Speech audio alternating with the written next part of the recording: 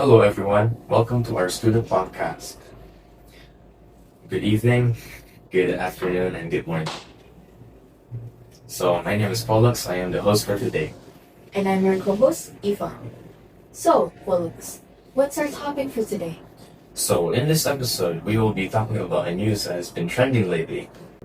Do you know the news lately about Bahlil? Bahlil? Who's that? So, Bahlil is Indonesia's Minister of Energy and Mineral Resources. Oh, I know, it's the guy that everyone's been making memes about. Yeah. What about him? So, he became popular after something he said in the Indonesian Economist workshop. Oh, the one in Megabank Tower in Jakarta? Uh-huh. Yeah, so Bahlil announced that he made a regulation that by 2027 he will be changing the mix of fuel with 10% ethanol. Oh, is that a good thing? Actually, recently, many disagreed with Bahlil's decision. Like who? Local gas stations, they said that the mixture of ethanol was they disagreed that the mixture of ethanol that was imported by Pertamina. Oh, for real? But why though? I mean, if Bahlil's making a whole regulation based off of it, then shouldn't there be any pros to it? In some ways, yeah, it reduces the amount of imported fuels.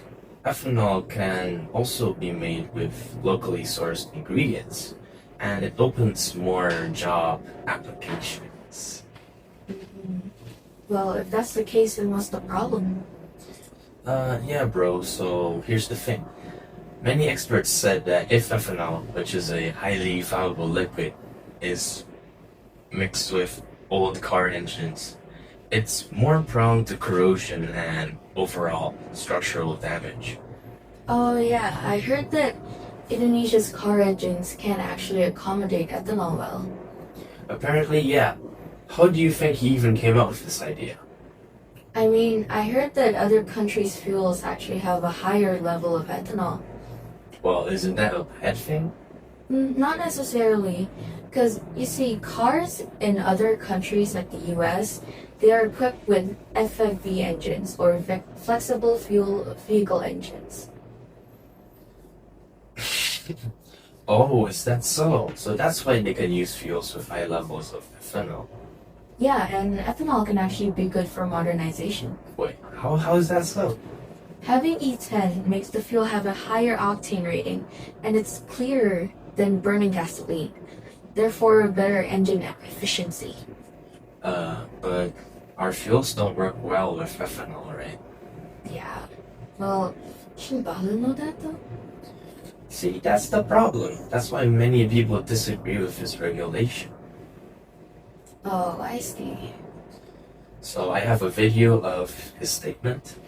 Etanol ini adalah bahan baku yang didapatkan dari jagung, dari tebu, dari singkong. Ini adalah untuk mencampur bensin dalam rangka menurunkan emisi dan ini energi yang bersih. Bahlil menegaskan kebijakan serupa telah berhasil di banyak negara seperti Amerika Serikat, Brasil, India, dan Thailand. Menurutnya penggunaan etanol akan mengurangi kuota impor BBM yang saat ini nilainya mencapai sekitar 500. So what's your opinion on that? I think that if he really wants to implement the change, he should focus on improving Indonesia's car engines so it can accommodate the ethanol in fuel. What would you do if you were in Bahlil's shoes right now? Like, you already announced it and now. I'd probably issue a public apology, and maybe I'll try to calm the public by announcing that I'm working on changing Indonesia's fuel engines. Indonesia's car engines. And I think it's more important for us to be honest about our mistakes as like a person of higher position instead of just setting aside the problem, you know? It builds trust. That's fair, but there's also another problem with this decision. And what is that? So Bahlil stated that we should reduce the amount of our imported goods, but he is also importing fuel from other countries. Oh, but Indonesia exports a lot of oil, don't we? I mean, we have a lot of oil, right? Yeah, exactly. Instead of cultivating our own field, we instead export our resources and import the finished product. Wow, that's quite inefficient. Yeah, I know, right? I know it's kind of messy when you think about it. Exactly. There's a lot to figure out before implementing a new regulation like this. Yeah, I agree. So imagine you fill up your gas tank and feel proud that you're helping to save the planet using the eco-friendly fuel. You know, being eco-friendly, but then your engine starts coughing like it's being choked on a whole meteor. And it turns out that it wasn't just you who experienced this, but also several people in front of the gas station who just filled their tanks up with Buffalo's E10. Then you ask the mechanic, what happened? And he answered, the engine heard the ethanol and thought it was gonna be a vegan. It's still adjusting. I mean, I'm pretty sure my car would also hate if I suddenly put it on an ethanol diet. Right? It's such a sudden change, especially when you don't have the qualities to be able to adjust with it. Though they should really think more and think of all aspects before planning to implement something as big as this, especially if they're already announcing it to the public. It shows that they didn't really do their homework, which is kind of unprofessional. Yeah, this also shows us that we should really do our own research too, instead of just blindly following rules. Yeah, we need to do our own work by doing our own research. Well, you know, all things considered, I think that's enough for today's discussion. Yep, I think we learned that Buffalo needs to be a bit more smart.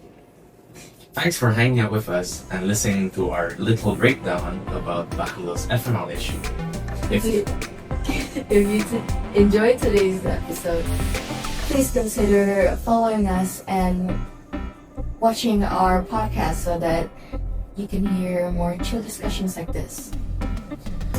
See you guys next time, and God bless you. Bye bye. Bye bye.